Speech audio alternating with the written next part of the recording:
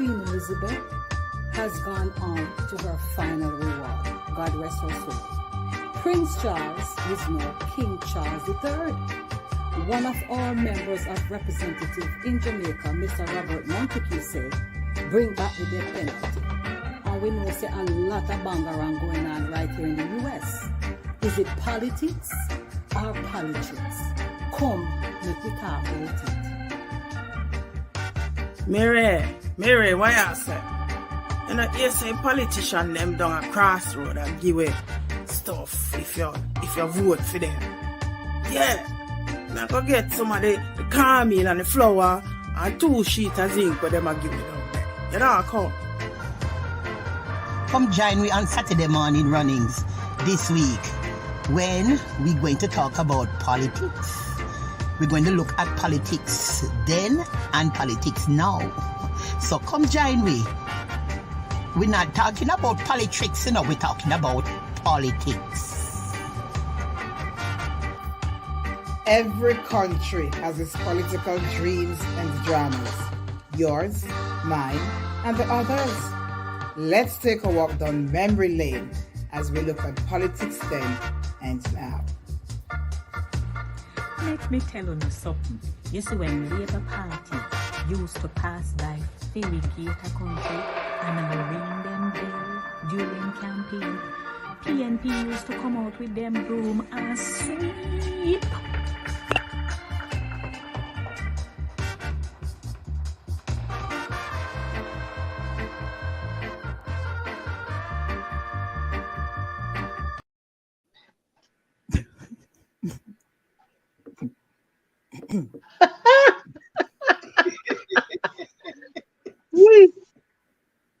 boy, nice to up on TV, you know. What? And the ladies them on the TV, yeah. Morning. I'd like to say good morning and welcome to Saturday Morning Runnings. Coming to you live from Inside the Zone with Lady D, Denise Gomez, and the crew. The platform where voices are heard and people connect. Welcome to another exciting feature of the program where we talk about our traditions and cultures, memories of our childhood, and bouts of laughter. This morning's topic, politics then and now. There is so much to discuss regarding Jamaican politics. The good, the bad, the ugly. We even name it Politricks. A Saturday Morning Runnings. Come make we talk about politics then and now, no? Jackie Brainbox Tyson, a.k.a. Boise, Trinette McNutt Brown, Maxine Maxport Lyons, and Jennifer Douglas, a.k.a. Miss Jen. She'll be joining us in a few, but them there with me this morning for another great program. Morning, ladies. Well, no, I say morning. Morning.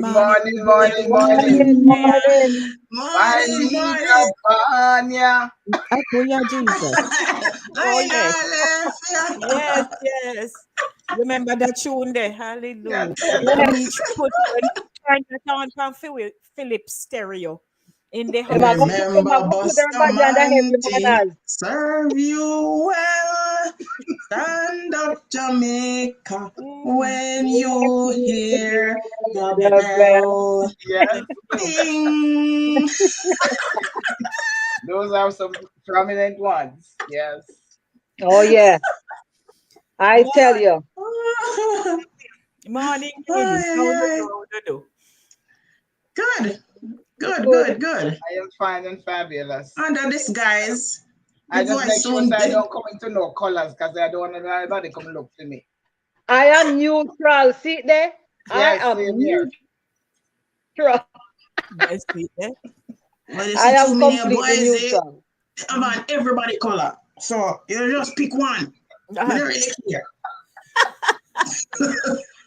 You're allowed to change your mind according to who give the most bribe, huh? Yes. Anybody give the most bribe, then we have vote for. That's why we're going on a crossroad for 2 sheets of zinc. Yeah. It will serve you longer than the food that them do around so. One time eat that, but the zinc will last you for a while. May tell you. All right. If hurricane Well, come blow it where? if hurricane they come blow it, we are true. So how to do? So Well, Max, what you said to them? Oh my How do you? goodness. How they do? I am doing fabulous. Me just put a, guess what? Me just cook breakfast. I'm gonna cook banana and one slice of yam and some cook up. Me go eat after me done with this show. No. So, Well, you know, Max. but them my them week was breakfast fat and them- a lot done. Me not like them breakfast that Huh? morning time. They make me feel Too heavy. Yeah. Well, you know what? You know why I cook that this morning? Because they have some banana in the fridge from last week and I can't hold them right. Because when you put them in the fridge, it's still right. Okay. So I just Yes. So you I don't cook like that them out. every time. You cook Cook them because I don't want them right. So, boy, see what you But said this sometimes I morning. do different stuff. Okay. We know, man. Why is it get up still and make 2 flitters with salt fish in it? With salt fish in it. Yeah. 2 fritters and like a chocolate tea and like a sugar in it. We not really have no milk still, so and that's why I have to go down a crossroad and our politician them are coming at town today, chocolate with sugar taste good, man. Yeah, I have No, like a she have to coconut make- water She have side to of me. make do. She have make do. Fashion. Me I make do. I make parts with. Me I told me I make Fashion, Jackie. Fashion. We know about that. fashion.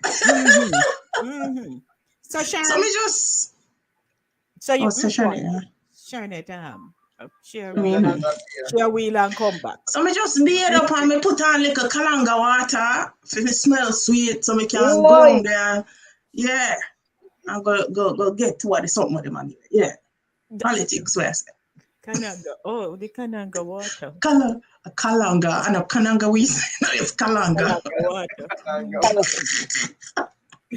Water mixed up here this morning. So Sharon, Sharon, you go work a polling station. Yes. Your dress. Yeah, man, me I work the polls because some little things are going around the district and I want to make sure everybody legit, Yeah. Yeah. You see, me have me pad and pen to make sure nobody not come in there because the boys they look very, very tricky to me and I look like me I stop nothing, please. Mm-hmm. You can't spin the hat back on to the other side and come in and vote again like somebody else, And I have a strong face that boy, he's really a girl. No dear. Where is it? Why is it? Can't flip me and flap down me here and do somebody Yes. else. She can't go Yeah, and man. talking out because anything for make the win, anything for the win. I mean, I go up for me go for Mary soon come. So me and Mary are So uno. boys, you're high up or you under heavy manners? Which one? You're high up or you under heavy manners? What you know? Me both. What give me more things? You see me You color. see what I Any say? color. Me can change color. Me change color. You see what I say? Me can pick any color. Never vote it. You know, both I tell you. Oh, Well, so this morning my we're talking goodness. about politics. And as I say, Aye. in Jamaica we say Politricks. And Politics. Exactly. we know that in Jamaica, when you say politics, it send off a myriad of light bulbs. I mean, people have their own perception. People have been hurt. People get promises. People go to school, counselor, all kind of something are happening. Right? And for many of us in our communities, there was a time when it was very peaceful. Yes. I had mentioned in our promo that for me, growing up as a child, my family, they held their allegiance to a particular party, and then other people in the community, right, held their own.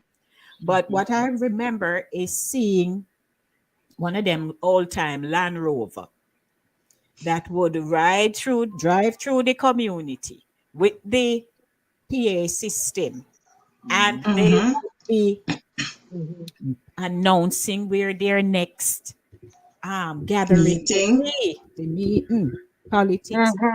And then you had Miss U, who used to be them. She would be the one to sing all the songs that Yeah, the slogan all thing. the slogans and stuff like that. Miss Mm-hmm. who would drive Mm-hmm. road man and she do her thing and who are labor a hold up finger, who are power, say power, I hold up the fist. hold up the fist, Yes, right? yes, yes, And yes. nobody, even Mm-hmm. even if you live in a same house, it was just nobody now rival each other like that. To have any physical combat with each other. Right. It was Mm-hmm. fun. It was fun. I saw fun Yes. in my Mm-hmm. community. And I remember too, as I mentioned in the ad, one day Miss you are passing the same Land Rover and she sing up her thing. And my uncle, who was staunch, whatever, him run out with the broom and proceeded to sweep. I've not forgotten that. Really. Start to sweep them way, Yes. but it was still fun. Mm-hmm. Fun, yes. Still fun. Mm-hmm. And people, I would watch when on that morning, when people are go down, man, figure mark them pole and thing. And then when them a come back up, them a show your finger. How it red. Yes. Oh my, that marker thing stayed on their fingers for days. Mm-hmm. What did they make that thing out of? They make sure that once you dip your finger, you mark the exit stay for your hand for a week. It's like You couldn't forever. go tell a lie to me no vote because it's there for your hand. Yeah. Yeah. So, Remember my grandfather used to say, Lord have mercy, look for me hand, look how me take life. Look like him take life. Because you look at you like you had hand out in blood. That red mark would stay on your finger. Yes. The grandmother used to cover it, put it on one civil orange and rub it round. And little And it's for it to come off and it would and come it's off. not still red. some people put Vaseline on them finger before them go. Put Vaseline on it on them finger and then go dip their finger in the ink. But it would still be on it. Not as bad, but it was Yeah. So make we say good morning first. Morning, Oral. How you do? I had an interview with Oral on Thursday with his. I wasn't able to tune in at all. Oral, Vero is here. Hi, Oral. Greetings, Vero. Vero, tell me about your days, man. She started to laugh already. You see that now? We turn puppy show. And King Ryan. King, what a puppy. Ryan said, what a puppy.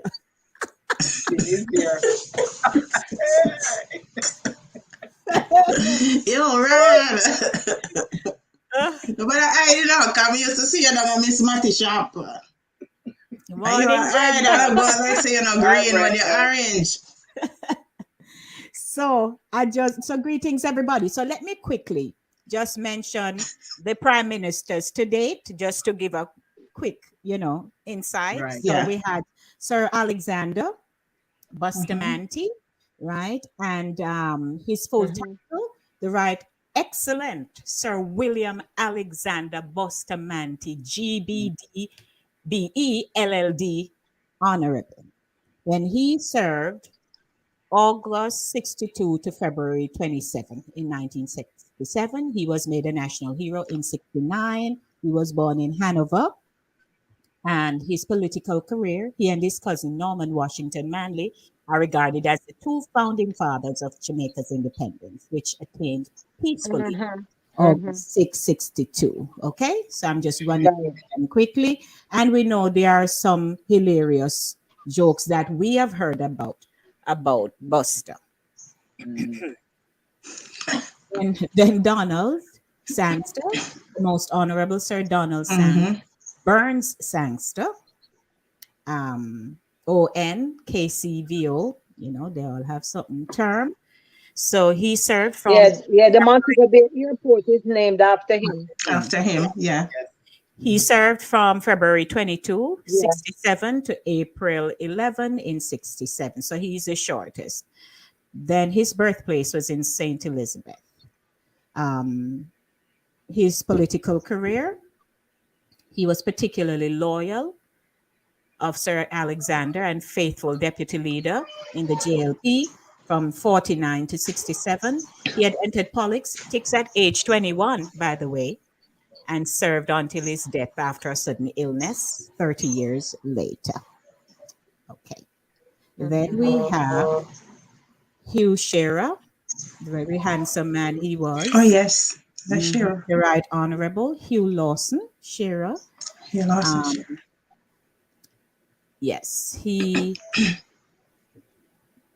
Most Honorable Hugh Lawson Shearer was Jamaica's third Prime Minister on the passing of Sir Donald Sangster. Mr. Shearer was chosen to be Prime Minister of Jamaica. He was sworn in April 11 in 1967, and he was born in Falmouth in Trelawney. They had a joke about Shearer. They always say him shaking him Shearer out himself. We have heard. Because I think he was very kind. That's why. Yes, yes. The Most Honorable Michael Norman Manley, ONCC, the Most Honorable, is Jamaica's fourth Prime Minister. He served 2 terms from March 2 in 1972 to November 4, 1980, and from February 13 in 89 to March 30, 92. He was born in St. Andrew, Jamaica.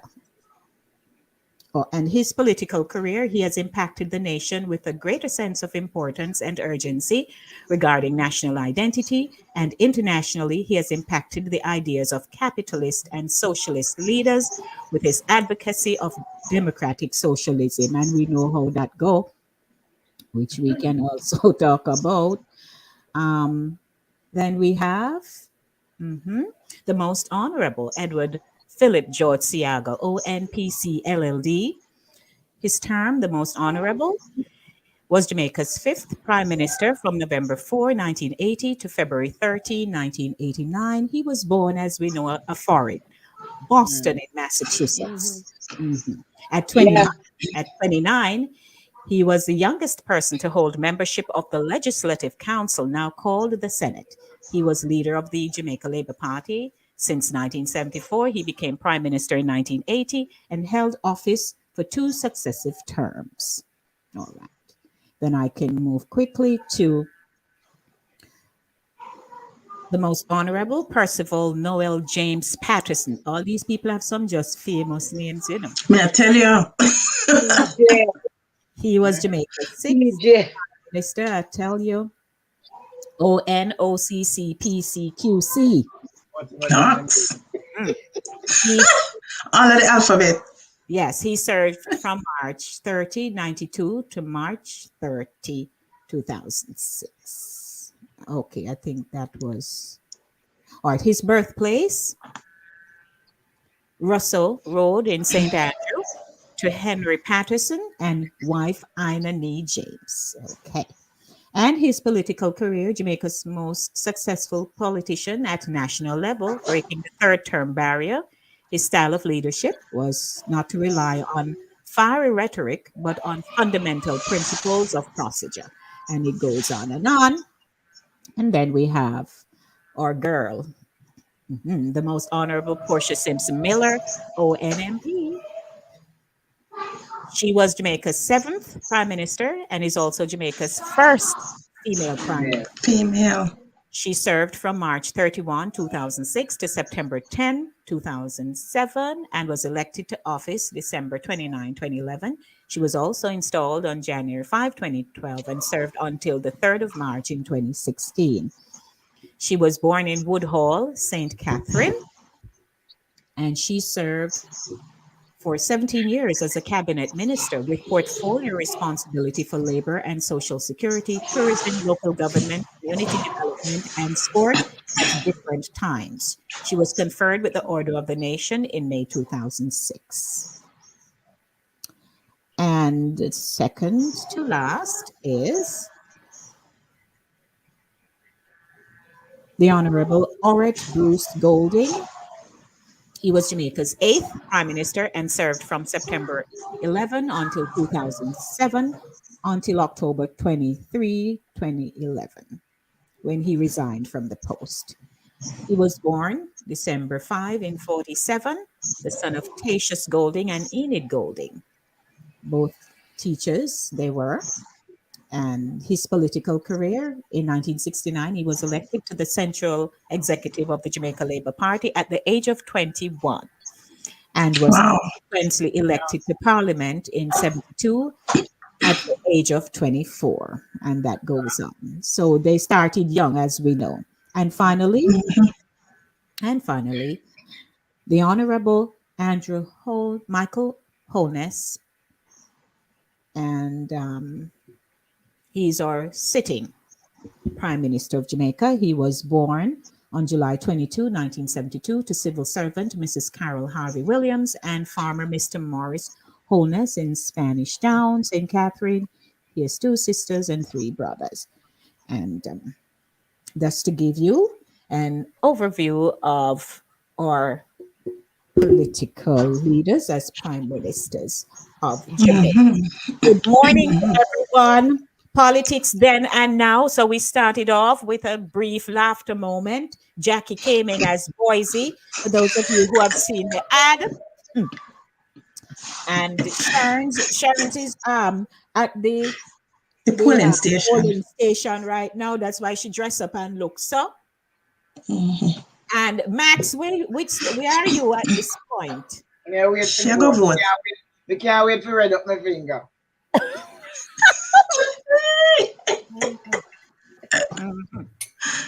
So Jackie, you have plans now?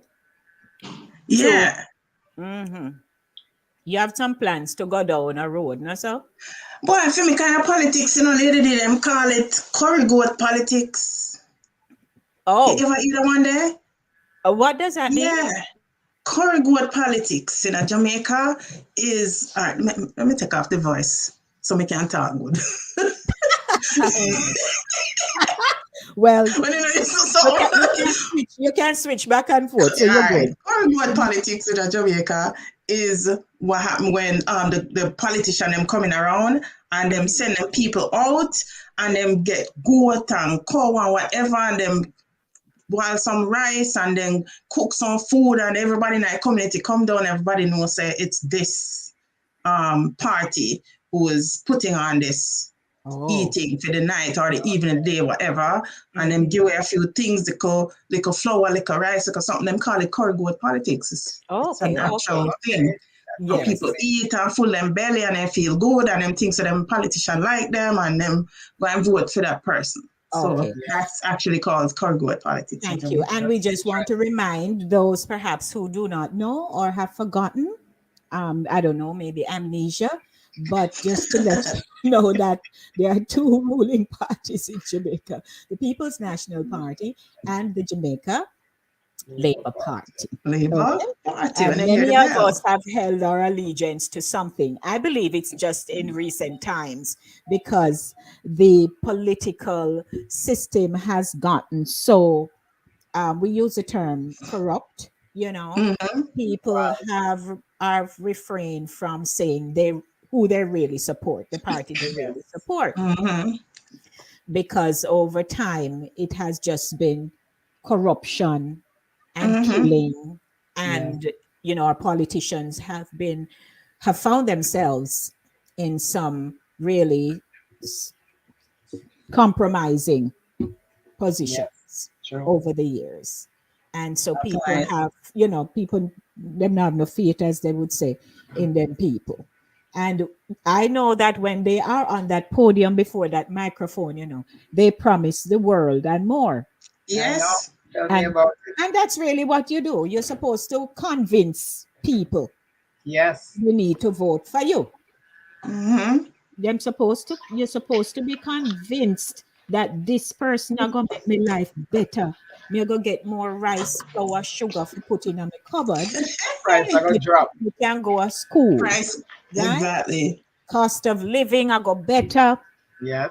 And the community I go peaceful, because I think that, if I recall, the Prime Minister had said that he would be heightening up our national security to the point where you can't sleep with your door open. Or you can't open the door. You can barely go the door. Barely go the door. Burglar bar or not. Yes. Right? So we have seen the days, but there are people who were born before 1962 who can share their story and tell us what that time was like. Pre-independence, and then when independence came, it was still considered a very peaceful time. Yeah. In the nation, you know, they can tell you that people lived good and shilling and all them something. Yes. And very little. Could buy, right? Yeah, Sharon's is having some, we apologize, Sharon's is having some problems with her Wi-Fi, but she'll be back shortly. And so, Max, let's start talking. What you have to share, because I just have some videos that I'd like to play throughout the program. So you want to share your stuff here now? Okay, so what I want to share now is what I recall as a child growing up in politics. So first there was the census. You go around the district, normally 2 persons or 2 people, one from each political party, and they would take up the information, your name, your date of birth, what have you. And then there were the visits from the politicians. I remember clearly the the People's National Party, Terry Gillett in St. Mary, because that's where I grew up, in St. Mary. I remember him clearly coming to my grandmother's house. That's why we have a little outside kitchen, and he came into my grandmother's kitchen, sit on a little pier. Pier was a little low bench, and we have in the kitchen, I would sit on, and sat there and talked my grandmother into politics, talked her into voting for him. Yes, ma'am. And that is so distinct in my mind that I can never leave my head. Terry Gillett is a light-skinned, good-looking rich man. Yes. But because it was time for voting time, they would walk the list, they would drive to a point, and they couldn't drive to my grandmother's gate, so they would drive to a point, park their vehicle, and walk to everybody's house by house, and do their little talking, their little speech. And then after that set happened, then what would happen is they would have the gathering for the meetings. So anywhere there was a crossing, there was a meeting. And they would go around with the loudspeaker or the PA system, as we now call it, and announce that we're going to have a meeting. People's National Party is going to have a meeting at Clonmel Square. And everybody who was here to gather there. And there was no fighting or quarrel or vexation. Yeah. Everybody was just people, Labour right, never trouble Labour right, and PNP not trouble PNP, and vice versa. Nobody would fuss and say, oh, you have to come join my party. That's not how it was. Yeah. Everybody was just people. Everybody, whether you live in the same house and you were a different party, you were family, you were friends, and you didn't care. You know what you know, you love what you love. I also recall distinctly when they would hand out the flour and the rice and salt, which and even cooking oil. But then you have to carry your own bottle. So they would tell you, come to Clonmel Primary School with your bottle this Monday or whatever day it was, and they'd give you parcels of flour, sugar, milk powder, and your bottle of cooking oil, and piece of saltfish, and you go home. That was what they gave out. The zinc was for the few and far-fetched back then. It wasn't too many people that got zinc back then, but that was how it was for me growing up.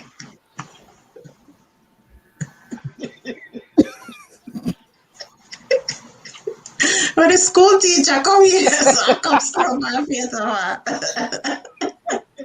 School teacher, she says she come from England. She not Queen's Court or somewhere. Oh. A boy is my name, you hear me? Jen! This is what the English pound. Yes, Jen. And politician them promise me 2 sheets of zinc and say, all them give me I want ice cement. Good morning, ladies. Good morning, ladies and gentlemen.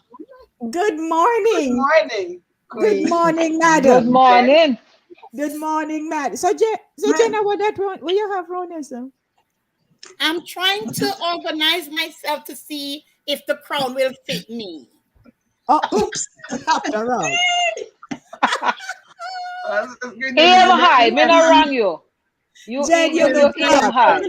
You look fabulous. Yes. Oh, thank you. Thank you so much. She's first lady today. I tell you. Yes. Good morning, everybody.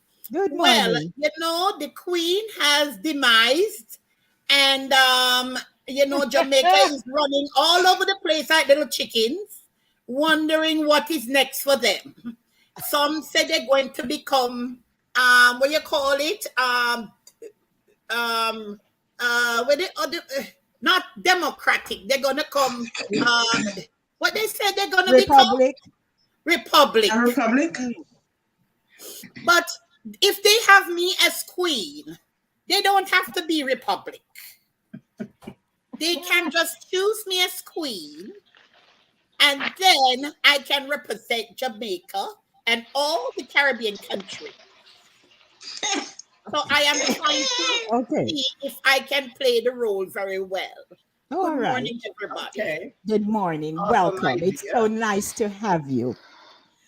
So, Max, you're off to a wonderful start. If appearances say anything, you got the look. Absolutely. Yes. So, Max, you had something else to add to your story? Well, I have more that I can share. So yes. I just wanted to touch on the election day back then first, because back then we never had television. So election day back then for me as a child growing up, of course I couldn't vote, but I was excited because even though you were kids, you were excited because your parents were excited. And what I recall distinctly on election day was the same thing we were talking about the dipping of the finger. My grandmother would carry a similar ring just for that purpose, to stick her finger in to get the ink off, but that didn't take off much of it. But what I want to point out distinctly is back then we never had television, so everybody in every district make sure you had radio and your batch was in the radio. Because you would not go to bed until you heard the results. So we would stay up all night and listen to the results from secondary, Eastern, Western, and all that you wanted to hear was that your district and the person who you voted for won. And of course, after you hear that part, then sometimes you doze off and you wake up back and you hear other men who are women that were running who won from who last. But the most important thing was to hear if your party win. So we would stay up all night. As a kid, sleeper kill me, but me have to stay up with my grandmother. And we would gather on the veranda in the hall, and we all would listen to the radio. In the hall. I just love that terminology because that's what we say, in the hall. In the hall, yes. So in the hall.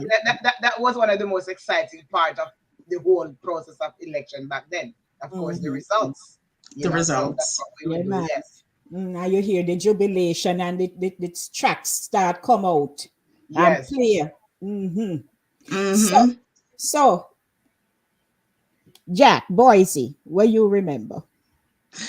Well, I remember, when the same what you call it, the same Range Rover van, or what you call him, van there, used to come around, and the man used to be on it with the big microphone, the PA system, and they would be echoing, and you'd hear them like, we live in out in what they call Kaiser, and then you hear them coming from out by Free Hill, so they come around Masking Shop, and them coming all the way around, but they're not driving fast, they're driving slowly. And you'd hear them coming all the way, and when people hear the sound, they would be running down to the gate. We're like a picnic now, but because we say everybody around, we run down to the gate too. And just to hear what they had to say, and then they would like just let go some paper. They would let go like whatever whenever the meetings are coming up, or where to go and vote, and so on. You see that they're throwing out the paper, but not many, because them don't have a lot of paper. So if they see a big group of people, they'll just throw out a paper. But I remember that we actually didn't understand what them doing, and then when I throw out some little something, and they say picnic, then we get sweetie. We get sweetie, them throw out sweetie. So say for you satisfy the picnic, and satisfy the parents. Right. Yep. So they would throw out the sweetie, and then them gone around a crossroad. I'm sure every community had a crossroad, and everything happened at crossroad. If you have a church meeting, a night meeting at crossroad, and say they meet up at crossroad, sometimes a 2-party meet up at crossroad. And people, say things are going across roads. So that's why I go down there and see if we get 2 pounds of flour and 2 sheets of milk,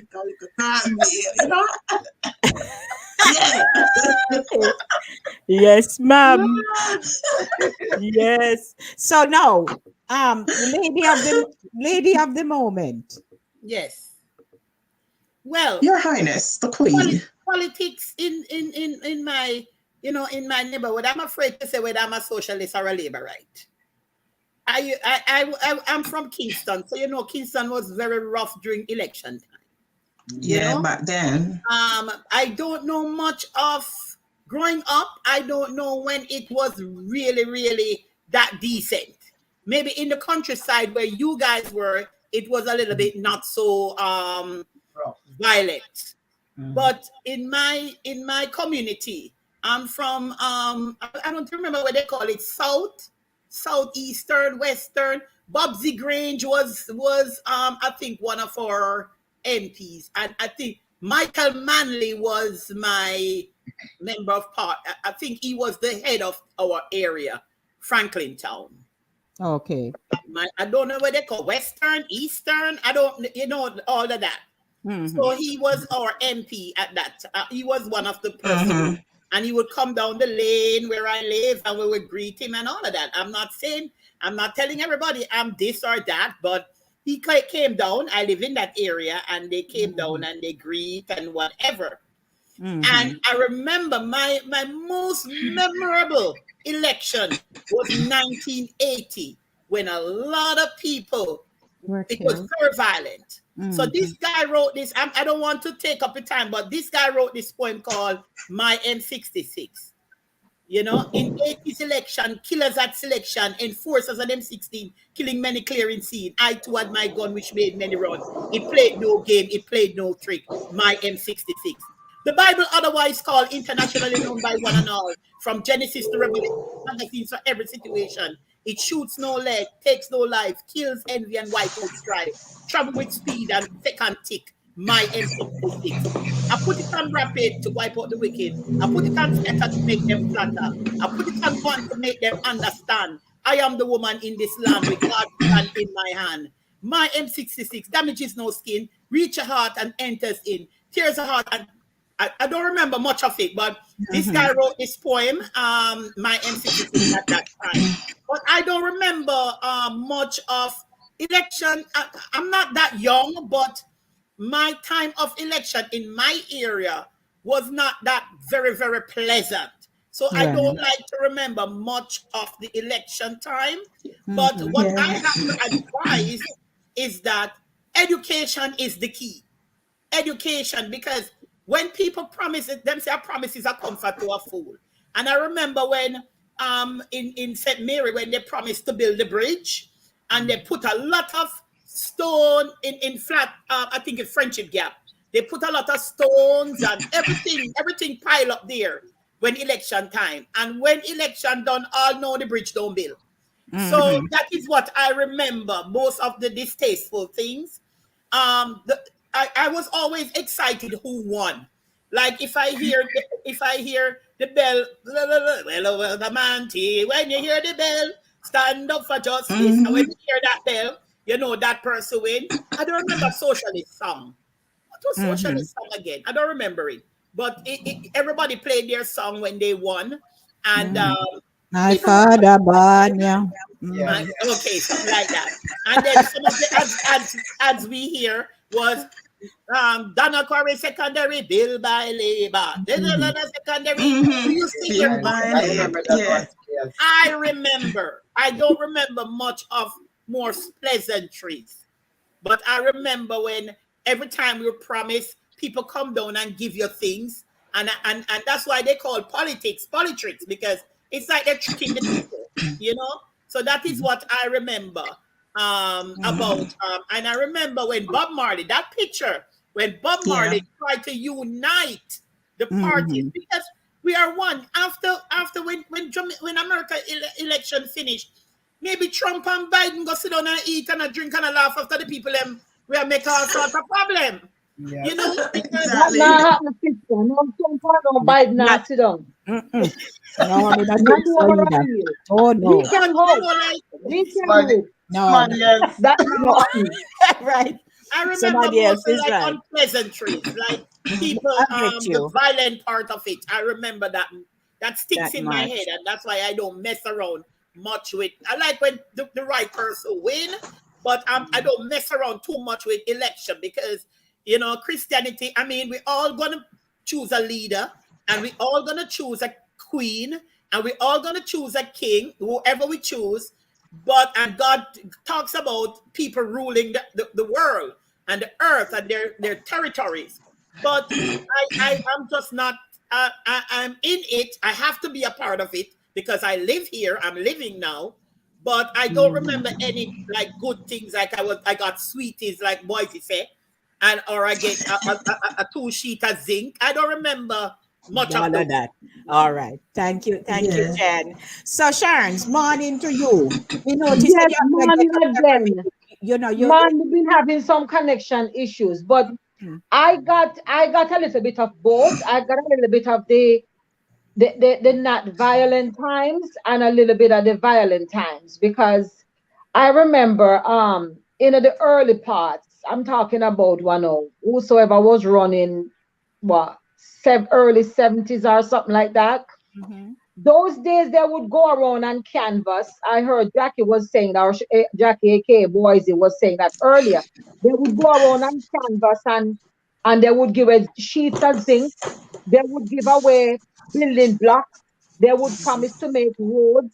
They would do a little cross program work so the neighborhood get clean up, during that time, and they would promise to more later on if they win and all that.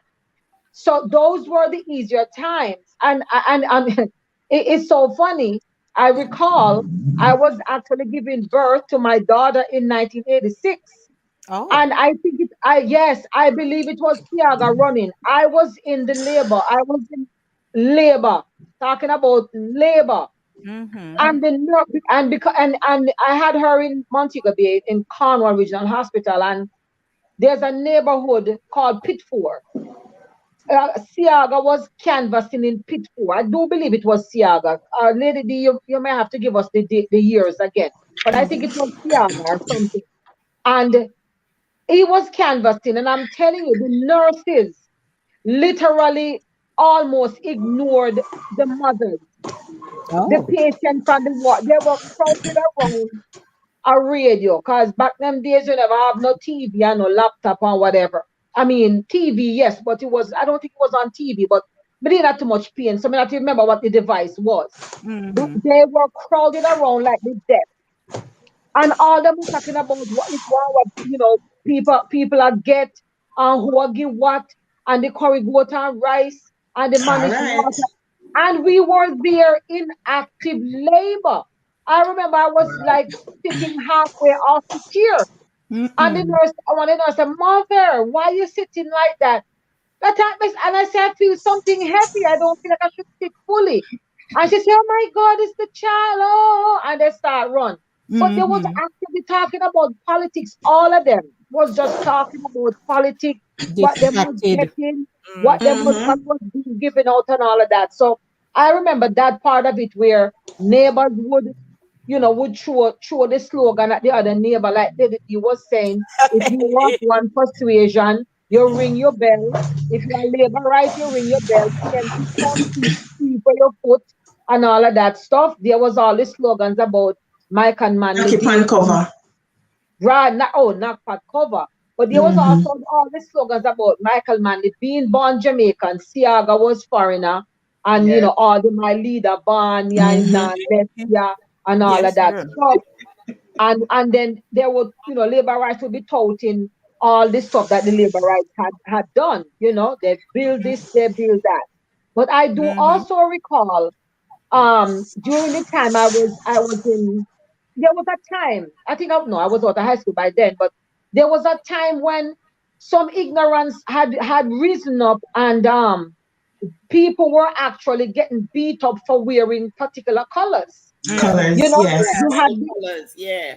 You remember? Afraid to wear orange or green. Yeah. Yes. If you have a green shirt and you happen to be in a PNP neighborhood or whatever, and then you say you're under heavy manners, You know, PNP have them under heavy manners. And then GLP was under manners, we high up over heavy manners. And then and then sometimes it got physical. I remember a lady in my district. She was one of those that would ride on the back of the truck. She was a die-hearted. I mean, she would just go out there and do the canvassing, and she was not to be denied. And she lost an eye. Wow. Because they were going around on the open back. Yes. Yes. They were going around on the open back truck. And, you know, they were, you know, she was of one particular persuasion, one party, and they were ruling at the time or whatever. And, you know, little violence picked up and people start, see them right there, sir? And people start to, and she lost an eye. And I remember even in Montego Bay, we have a school called Harrison Memorial. The uniform happened to be green, and some of the kids were getting beat up in the street. Or they would stop them and ask them, your parents are what? Your mother are what? Your father are what? And they would beat them accordingly. And that was a period of some craziness going on. Yes. So I got a little bit of the easy time, the slow time, the nice time when it was peaceful. But I also experienced some of the times when people got a little violent. I think it's the era that you live in, because my area, Franklin Town, was always a violent era. Like you had a lot of gangs and stuff like that. So they prey on election time to do their wrongs. You understand me? So I think it's the area. Like most of you in the country area, you know, you're always peaceful. You know, there's always peace. Maybe not now, but there are always some peaceful people uniting, carry a piece of cocoa, go get Mass Joe or some yam. But that was always peaceful. So when you have a celebration, that's an excitement thing in your neighborhood.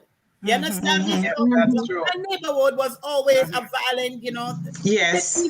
I think it's Eastern Kingston. It was always like gangs and violence and stuff. So they usually use the election time to recap these. Okay, so I'll piggyback on what Jen just said. This brings us to garrison communities. And from the little research I did, of course, we all know what some of us have an idea what garrison communities are.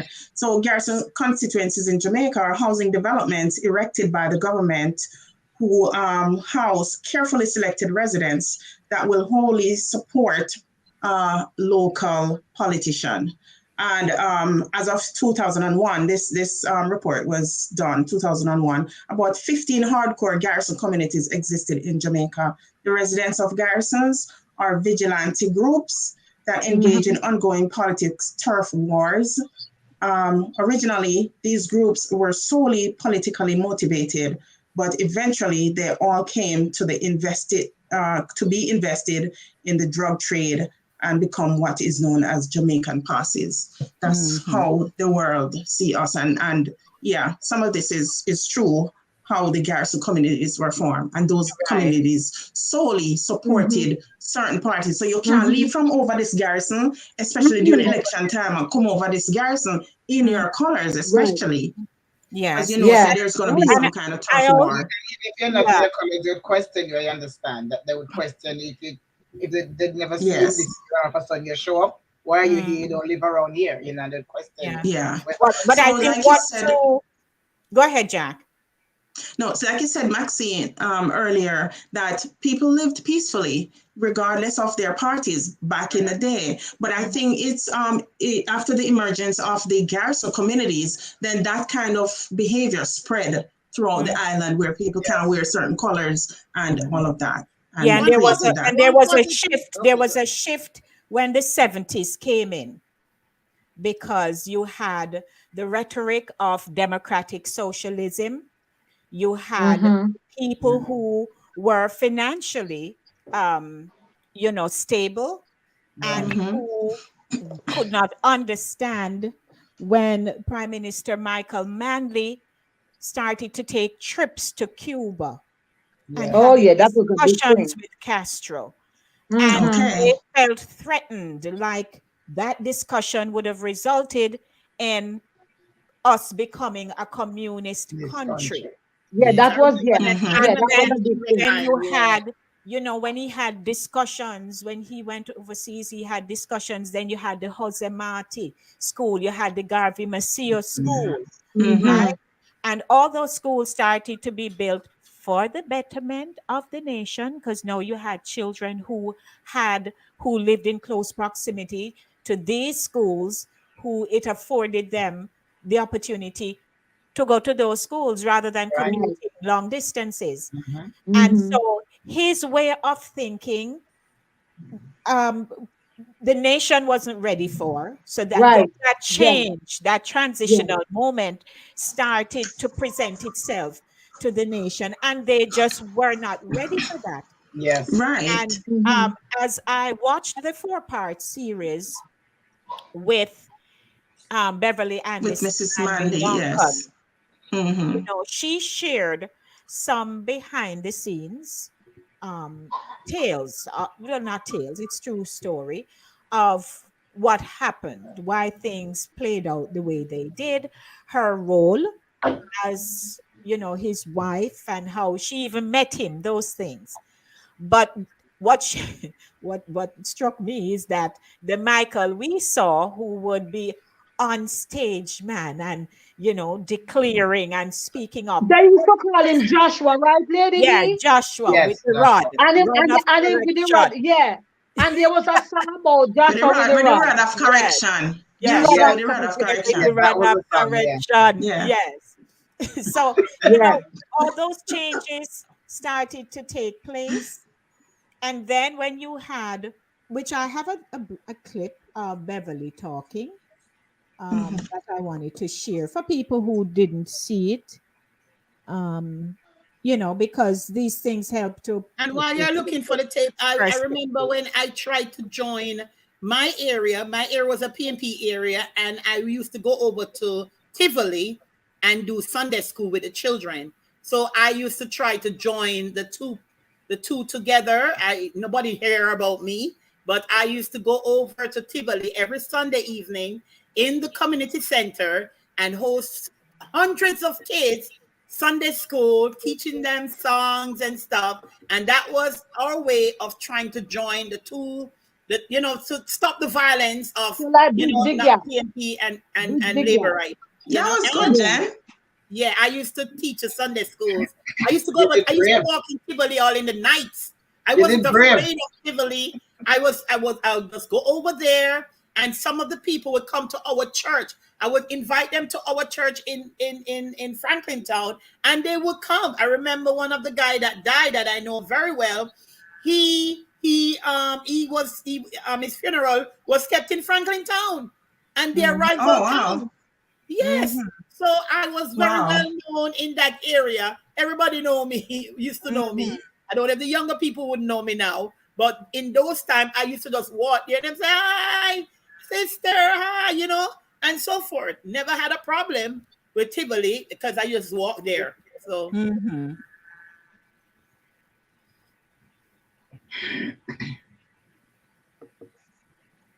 In relating to ordinary Jamaicans. Beverly is smart, eloquent, and well-read, but her ability to have influence is hampered by being Black and female in a patriarchal and racist society. Beverly and Michael both need each other to achieve their end. I complimented him extremely well. And even just for the optics, a picture would come out in the Gleaner with the two of us, and people just love it. The fact that I was wearing wraps, Afrocentric clothes, also helped. And for the first time, I think I'm correct in saying this, for the first time in the history of Jamaica, Rastafarians actually supported a political party. Beverly has always instinctively understood the science of semiotics or cultural messaging. While she communicates very effectively through words, her real mastery is in her imagery. She embodies signs and symbols of proud Black woman, And as wife of the Prime Minister, she took these controversial images into rooms where it was never expected or anticipated. It is in the choice of her clothing, where she fuses African and European sensibilities. She knows how to make a political statement with fashion without going over the invisible, acceptable lines. It's in the myriad of black hairstyles that she has adopted over the years. There were afros, semi-dreads, and elongated turbans which she wore like the Egyptian queen Nefertiti. It's in her posture, which is invariably regal and upright. The eyes speak of a woman who knows far more than she will ever say. And it's in her voice, modulated, careful, determined, strong and deep, yet soft. I find that when you can explain to people what imperialism is, not just in theory, but what it meant to Jamaica in practice, they can understand so much better. Because most Jamaicans, even if they do not understand our history, they have an idea what our history is about. So when you can say that it was imperialism that brought our forefathers here as slaves, right away they can understand that, they can deal with that. And after explaining imperialism, they can understand why democratic socialism is necessary. The kind of discourse we were having among ourselves and with the masses of the people was to do with one clear truth: equality. We want to establish a society where everyone has equal access, so that what comes out of that process is some kind of equity. So even in the case of, say, domestic helpers, when we came to office in 1972, they were referred to as maids. You know, the whole of that thing shifted, and language is very important. So they became household workers or domestic workers who are now walking through the front door instead of the back door. And they were very clear of that. They were very clear about that. The other one was the minimum wage, which when the minimum wage was established, it was still very low. But it took things to a higher level, if I can use the word higher, right? So people at least you felt like somebody, you know, all of these discussions that were being had. Participation was a big thing with us. We've tried to have genuine participation in everything we're doing, inside the party and outside the party, so that people felt they had a voice, they knew they could say what they wanted to say, and they wouldn't necessarily be punished with it. I think there are about 10 issues that we dealt with that I think were absolutely fundamental issues. Not just the ones for women, although those were very important, but the ones that had Beautiful, beautiful. I must say, she is aging very gracefully. Yes. She reminds me so much of Michelle Obama. You know, she carried herself with such dignity, and she was a person who participated. Even if Michael used her for political gain, you know, she still carried herself with a sense of dignity, and she has her integrity kept over the years, you know. So it's my hat to her. I don't know if he used her for political. I'm not sure. I said I'm not sure. Yeah, I'm not of that. I don't really care about that, because everybody have a reason to marry someone. Or I remember Bustamante wife was his secretary. He couldn't read very well, and write his speech very well, but his secretary wrote his speech. And my mother told me that for years now, because she usually be with the big people. So she knew that, you know, but they lived together for years until his demise. Mm-hmm. So then that was Michael Manley's wife. Is Michael, she's still alive. But yes, we have also Mitzi Constantine Siaga. And she was a public figure, or has been, since 1962, when she was crowned Miss City of Kingston.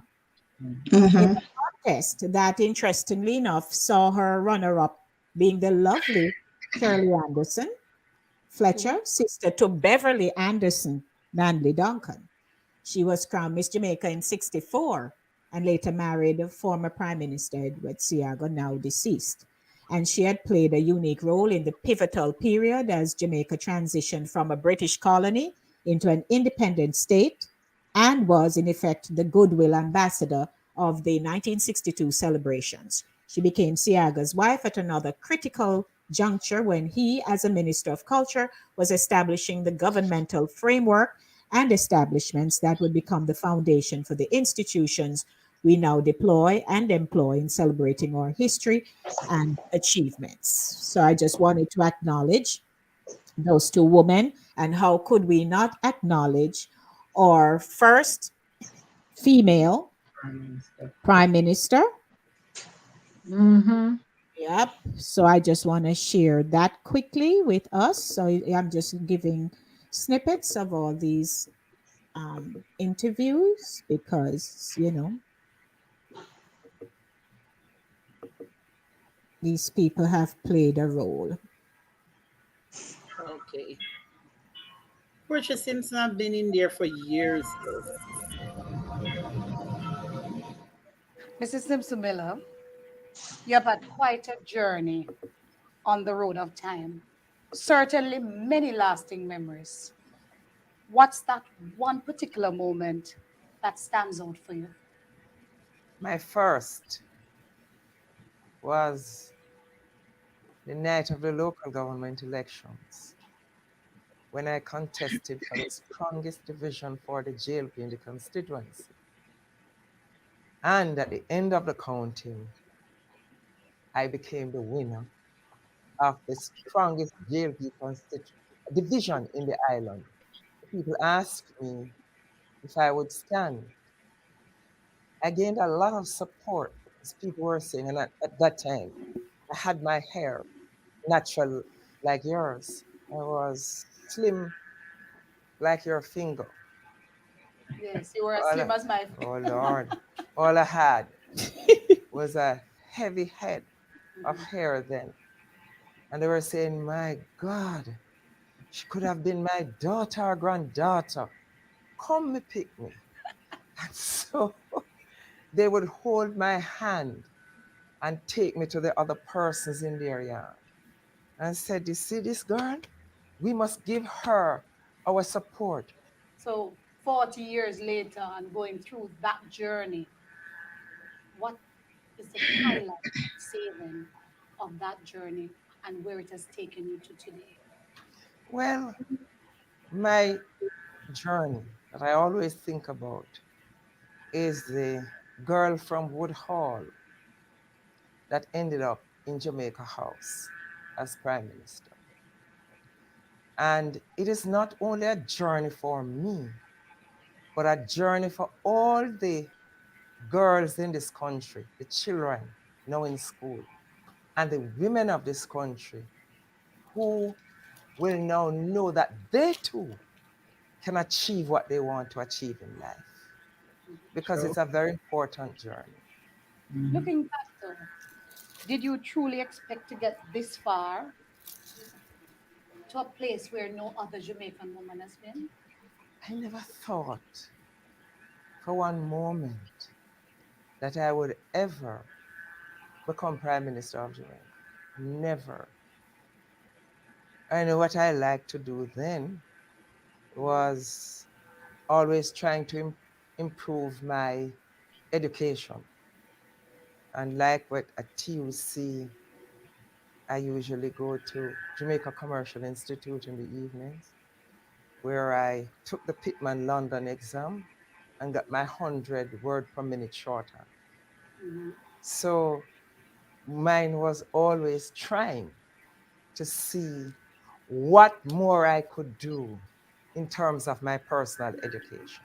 Right. And I think that was very good. My father named me from The Merchant of Venice. And that's why my name is Portia Lucretia, because Lucretia was Portia's secretary. He said he was going to name his first daughter Portia. When the first girl came, he said, no, this is not Portia. Second girl came, no, not Portia, boys and boy, and then Portia. And and another girl. And then he said, when I was born, he said, when they said he could now see the baby, he said, this is Portia. He wanted me to be a lawyer, but I ended up being more than a lawyer because I became the first female prime minister of Jamaica. Okay. Wow. Wonderful. Lady B and ladies. Respect. Enough respect to I her. say the young lady interviewing her is my classmate. Oh, you mean yes, yes, oh, wow. Yes, yes.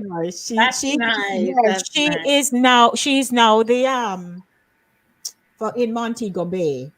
Yes. She is the oh geez, it slipped me. I forget the title. Yeah. Oh Lord. Yeah. But if you look at everything, PNP has really some really brilliant leaders. I mean, you can look back, even though the JLP is reigning now, you can look back and look at, as you're looking back, you look at Michael, you look at Portia, you look at what's his name? That's the other one. EJ. They were all intellectually inclined for politics. But I mean, JLP, I don't know. I really don't have no. I'm not I'm not gonna say whether I'm a Labourite or a PNP, but I look at everybody individually, and the PNP. You're leaning somewhere. You are leaning somewhere, my friend. You are leaning. And I remember I am sitting here. When they were not doing very well, and the Labourite won that year, I think in 1980 when the Labourite won, and we jumped for joy in our socialist area. So people were like, what are you? You understand me? So I don't take advice because I just you're aborted, man. She want aborted. I wanted to add that. We can Ryan said something, how Jen looks so hot. I am working towards becoming the next queen. Do you want to be the next king? The next queen? Jen, clearly you don't know how this thing set up. You queen of, well, it could be queen of somewhere else. I wanted to add something to to Portia, because I had the privilege. You all know that I'm a poet, and I have a book called Deep Thoughts, and I do have my book is written strictly English, but I have one patois piece in that book entitled "Queen of the Jamaican Dream," and it is about Portia Simpson. I had the privilege of writing that book. I was asked by a PNP personnel here in the States to write that piece, which I wrote and delivered for Portia in person at an event. Sure.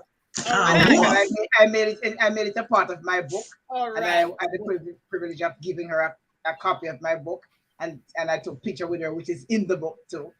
So she's a beautiful person, pretty quiet, nice woman. And I'm proud to know that we, as a little island, could have had a female prime minister at some point, because for some reason, she never had a hair out of place. No, but what I know in politics, for the most part in politics, men tend to dominate in terms of leadership. So when we have a female person coming out in politics, like such as Portia Simpson, and our now our vice president here, Kamala Harris, to me that's a big deal, because women need to step up more in this field. So and to have them, they deserve a round of applause for it. Yes, absolutely. And even in the last election, we can see that there were some women who won their seats and are very prominent in Jamaica. And we know that in any society, women play an instrumental role in the aspects of, national development and the livelihood of its. Could somebody mute here, please? And the livelihood of its people. still in some countries, women have traditionally been overlooked for leadership. Right. Absolutely. Yeah. Private Yeah. and I've public been sectors, voting especially in politics. for Over the years, what's just a her minute, name? Jen, hold on a second. Over the years, Jamaica has made significant progress at lifting the status of women on the societal hierarchy across various industries, many of which were typically male dominated. Women now occupy leadership positions in major corporate entities. In fact, in 2016, Jamaica was ranked as the country with the largest percentage of female managers in the world. So, yes. Yes, I heard that. Yes. On politics, and we are across the board placing our mark. And, you know, I am no feminist movement thing, but I believe if a woman is capable of doing the work, then she should be allowed to do so.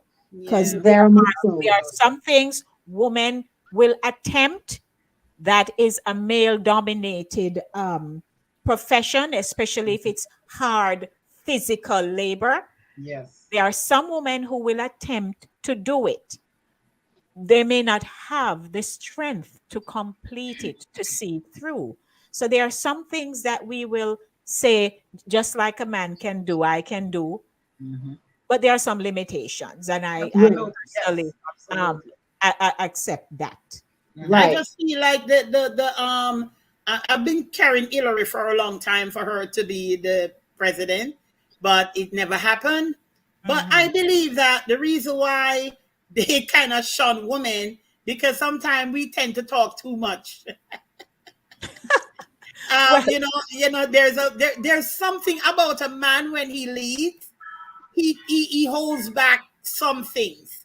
And then when the woman will maybe talk too much that they're not supposed to talk. So I think that has something to do with it. We tend to talk. So if you see a man talk too much, you're not going to want, like him talk too much, him chat too much for a man. You always say that, him chat too much for a man, right? But a woman, that's her tendency to talk. We just talk what we're not supposed to talk sometimes. So we're not structured in some things. I think some things we're not structured to do. And if you look at Portia have she have this man way about her. She have this, if you look at the women who lead, they have, if you go England and you see that, what's the name of the England woman that looks like a man that she was ruling one time? Margaret Thatcher. Thatcher seems like a man when she was ruling. So they have this, they carry on this persona of being a woman. They're a woman, but they have this persona of this toughness about them. And for some of them, it's the platform that they have to manage with the people. Yes. They have to work with the people. They have to lead. No, you can't be too for Portia, I would say she came up in the system. Yeah. She had to find her place. Right. And she was rubbing shoulders with those men for so many years, coming up the ranks. Yeah. So some of that will rub off on you. Yeah. If you're dealing with a nation, that's very complicated with the people. Oh, yeah. Yes. You need a certain personality to manage something. Yeah. And anybody woman can No, them a run. No, because as you know, Portia is a no nonsense, take no mess type of woman. Even if she don't open her mouth, just her bearing, how she carries herself. Her presence. Yeah, you can't. Nobody come to her with the foolishness. And one thing I want to say, yesterday we had somebody came to our school. He is an NFL player, and he was talking about his days in school. And he said he was more of a listener than a talker. And that is what, if you're a leader, you have to be more of a listener than a talker. So you listen. And when you listen, you get to understand everything. You go home, you think about what you hear, and then you work on what you hear. But some people, even with people talking, they jump in and talk. And they don't listen. Well, listening, a good listener is an asset in a leader, because that's why they said God give you 2 ears and 1 mouth. So you listen, so you will listen more than you speak. So That's an attribute of a good leader, like you would say. So that's why some people will win. Some people will win and some people won't win. Or some that's a win because we have known people who have won who were a hot mess, but successful, a little bit more successful. Yes. Is how Could you I would put could that. you mute your backgrounds for me? Because sometimes there's some things going on there, and I don't know who that is. Yeah, it's noisy. Ryan is saying that I'm getting ready for the funeral. I was going to the funeral, so.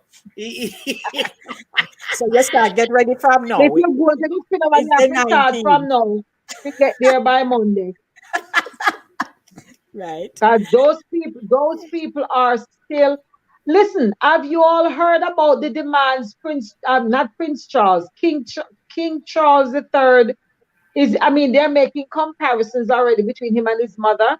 So they're trying to figure out what kind of a monarch or a leader he's gonna be or a king he's gonna be. And they were saying that they have to iron his pajamas and they have to iron his shoelaces and his I guess the butler or whatever the manservant is called. He has to put exactly 1 inch of toothpaste on his toothbrush. Camila can't do all of that. No, me love, you're mad. Why them wife all do nothing but smile and nod. That's all they do. The man have to put 1 inch and his bath water has to be tepid. It can't be this way, it can't be that way. And when he travels, if he goes from here to there, they have to carry a special toilet seat for him. His toilet paper is velvet toilet paper, and he has pictures that they have to pack and carry to set up wherever he goes. So they are already on edge as to what other demands he will make. My belief is they need to dismantle this whole monarchy. Dismantle it. Too much money them cost taxpayers, and what purpose them serve? Colonizers. I don't care what the Queen does, but they don't do anything much for English we. people business, America may live. English people had nothing to do with our politics.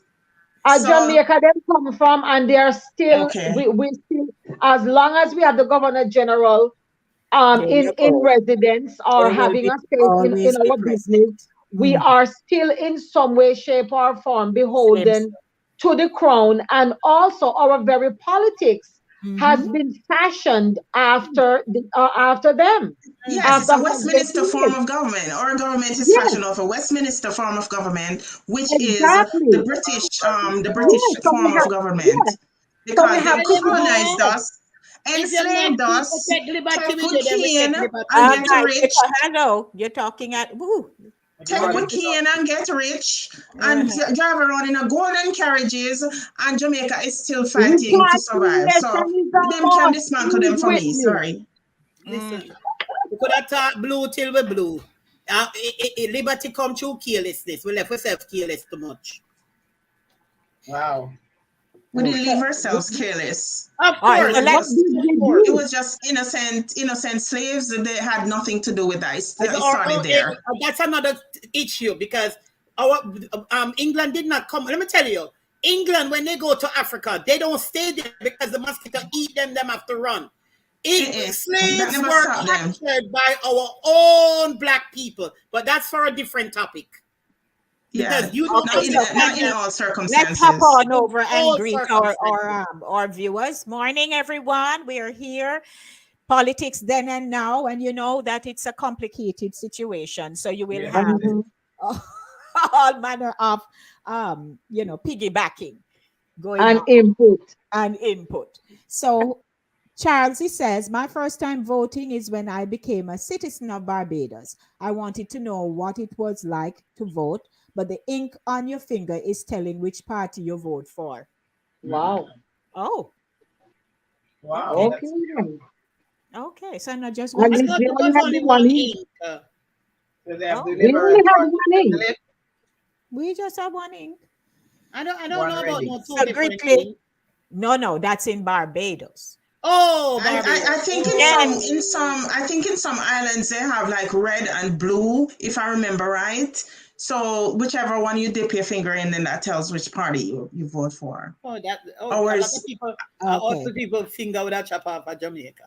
Okay. I guess that's why they had just one color. Something like that. So for Brickley says, my God, I was living in Maxfield Avenue when they killed the 11 men one night. It was a day. That was during the 1980.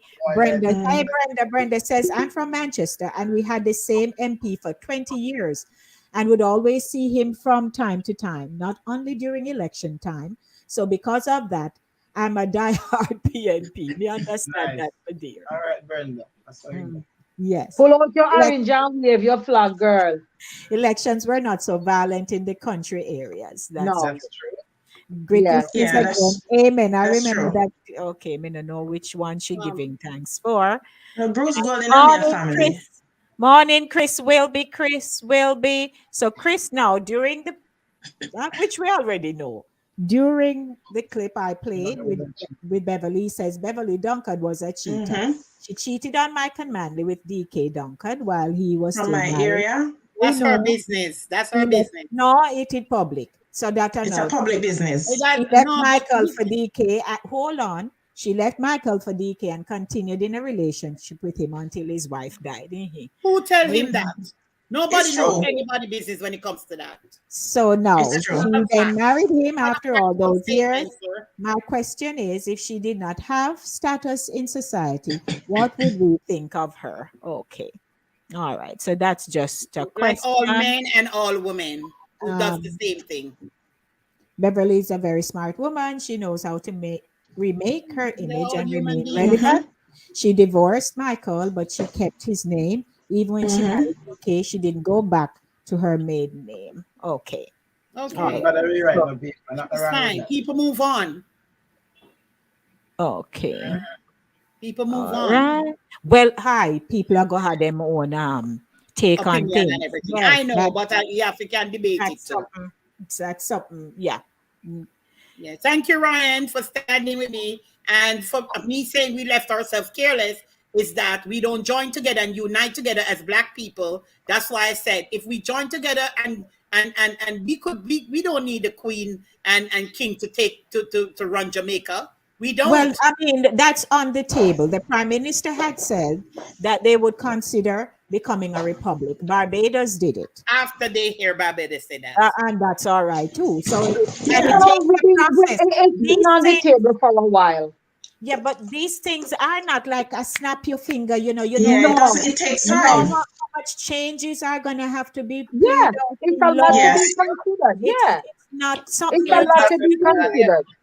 Yeah, it's not something we just do. Easy. Max, did you have a point? No. Yes, I wanted to share from Louis Bennett's selected points.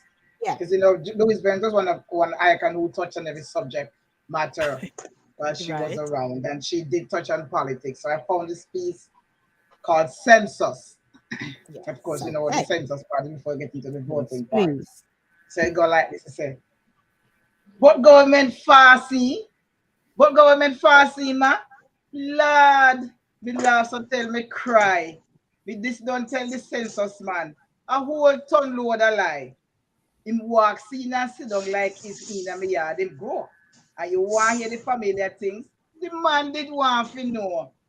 Him don't find out one thing about me. For me, yeah, it's so dry. Me steer him in a census space and tell him, "Ban's a lie." Me tell him say that all my parents, them is still alive.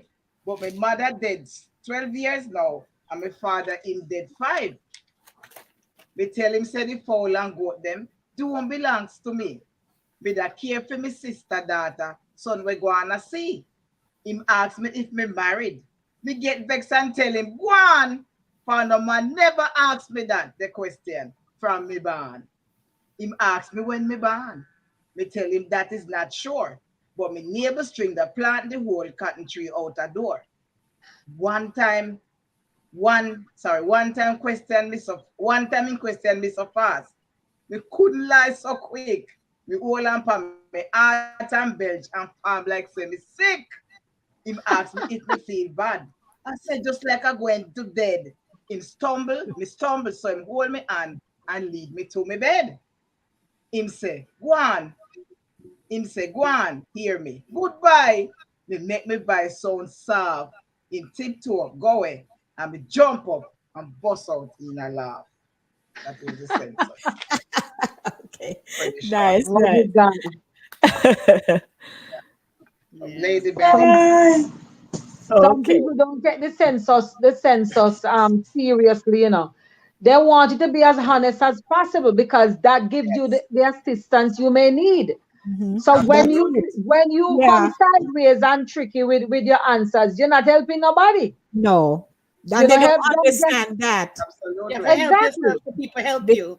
Because even now, right here in the Bronx, they had conducted a survey and come for the elections, November 8th, whatever. Yeah, down there so. Yes, November. They are now, we were on a Zoom recently, my organization, because you can, if you are part of an organization, you can host little events that will allow you to encourage people to look on a listing of areas that you feel are the greatest needs for your community, for your borough. And so when you vote, they are not going to be, when we host these events, we're not supposed to say, oh, you need to vote for that and you need to vote for that. You allow people to make their own informed decisions. Right. But you need to identify what is lacking in your community. And when you vote with that in mind. Absolutely. So yes, people don't, I agree with you. People don't know the value of census. So because we were taught not to talk with business. So them raised we, Yes, all yes. Culture that we came from, yes. Yes. Yeah, disclose your the inner sanctum of your business, your family. Because and half the time they are dead for hungry. You don't have nowhere to sleep. Man, you pick me, incest, all kind of stuff. You don't. You don't have no money. You know, work, all kind of stuff, and you don't disclose. So we were raised. Somebody says, "So how you do?" Me go down. You are dead inside. True. Because nobody, you don't find anybody to share with. So it's the same thing. When the people them come for census, them say so and so, yes, no, and half of it not true. Yes. Yeah. So they walk away thinking, oh, this household seems to be doing very well. And they're not. And they're not. Yeah. I have only voted once in my whole entire life. Oh? Yes, I voted once in Jamaica. When I lived in Kingston, my census was taken when I lived at Keysing Avenue. And I voted in 1988. I think it was when Sierra called for that snap election. That was the only time I ever voted in my entire life. Okay. Yeah. Well, I've never voted in Jamaica. I voted twice here in America. And now I gave up my rights. I cannot vote again in Jamaica. Okay. You gave up your rights? Because I'm a citizen of America. Oh, okay. Got you. All righty. But I think we did fine. It's 11:30. Yes. Your final comments before we do our wrap-ups. Anybody want to bless the nation? Anything? If not, we just hop on over to the usual. Just want to say that if unity is strength, and if we join together as Black people, we can unite and we can make our nation stronger. So politicians cannot make your country better. You have to make your country better. The people have to unite and make it better. Because politicians, they are all human beings. They will fail. They will cheat. They will trick you. They will do everything. But you, as a nation, have to stand together to build. I'm Jennifer Douglas, and I have my master's and my bachelor's in everything. SLPA, BS, ABA, and also education. And I am a tutor virtually, and I help children who have difficulty reading, which is very important for our nation to unite. And you can call me at 347-961-2620 or email me at bronxjennifer@aol.com and let your children get some reading, because reading is not about they know words and they can read McDonald's and Burger King. It's about comprehending what they read. So come on, come aboard, and virtual do work. Okay, thank you so much. Yes, get the max in music and music. Yes, I'm a poet and a reggae artist. I do write poetry, part of pieces, English pieces. And of course, I do music now, and I do performances of music and poetry. Yes, and you can find me at home. You can find me on all social media platforms, Facebook, Instagram, you name it, I'm there. Thank you, Lady D, for this platform. Yes, ma'am. You're so welcome. So my last words are that get involved. If you don't get involved, your community will not get what it needs, especially when it comes on to education and the children. So apart from that, my other little platform is my baking business. It's called the Pudding Pan Inc., and you get traditional Jamaican flavors from me. You can call me at 917-533-2380. You can also find me on Instagram as the Pudding Pan. That's it. Okay, thank you. And no, you don't have no little business. You have a big business, Jen. What's that? So, Sharon. Mr. Tasty Business, if you ask me. Here you go. Flavors live. I like that.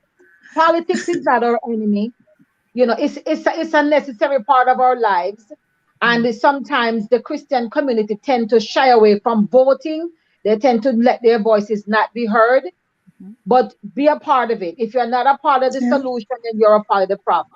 Encourage the children also, if they have any aspirations to go into politics, by all means. The politicians don't have to be people that are unknown. It could be our very own people who can go to our higher ups and get us represented and get us the help that we need in our communities. So it's not an evil, and we run it. It shouldn't run us. Okay, don't be afraid of politics. Exactly. On Internet, I have Shades of Color by Shern. It's an African-American inspired gift items. You can get your bags, your mailing, your cards. The holidays are coming up. We have very beautiful greeting cards, African-American style. We have several items, too many to mention, but catalogs are available. Hit me up, 646-342-6838 on WhatsApp or call me. Thank you. And for yours truly, Lady D, Denise Gomez, I believe that a person has the right to vote. You are a citizen of a country. You're at the voting age. You should vote. You should exercise that civic right. Right, Too exactly. many people have fought for freedom, and wherever that lie came about, where you don't need a government, what am I going to do for me? Any nation that does not have a governing body will find itself in chaos. Yes. You need rules, you need people, law and order. And when people are operating in disorder, then that's when we have all kinds, a myriad of challenges that faces our nation. And so we encourage that if you want change, then you have to vote for change. If you do not vote for change, and change comes without your name on a ballot that you actually voted, then you have nothing to say. Don't complain. You will simply exist in a society, but you will not have a say. So that is my take on this whole politics then and now. We must have a voice. If it's even me, I go vote, that's a word, that's a sentence. Do something, say something, it means something. In addition, My name is Denise Lady D. Gomez, and I am a radio host and producer of my radio program called Inside the Zone with Lady D. It is aired on Linkage Radio in Mount Vernon twice weekly, Mondays and Thursdays. I'm also an MC or a host, as they have it styled up these days, and a voiceover specialist for audiobooks, radio, and TV commercials, etc. And you may call me at 914-304-2592. That's 914-304-2592. It has been a good day, I believe. Yes. Yeah. So from Boise to Sharon, who is working. Yeah. Sharon, who is on the job. Sharon, I tell you. all the people them there. And the Queen. And the Queens. Yes, and Max, who can't seem to reach to the polling station. Yes. Yes. Still I go through gully. Come over gully. Down a gully. And okay, everybody, roll good. I have to rush now. No problem. And you're truly who wants to come with the community doing the broadcast. We're out to here this week. All right. Blessings. Blessings. 2 sheets as if a politician give me a sweetie. All right. Everybody, take it easy. We're out. All right. Okay, take care. So, ladies and gentlemen, have yourselves a great rest of the day, here being Saturday. And we're looking forward to being back next week to do it all over again for you right here on Satideh Mawnin Runnings with Lady D and the crew. Life in Jamaica, I tell you. We love we life, we live we life. So make we talk about we life, no? Until next week, tons of blessings to Uno. We out.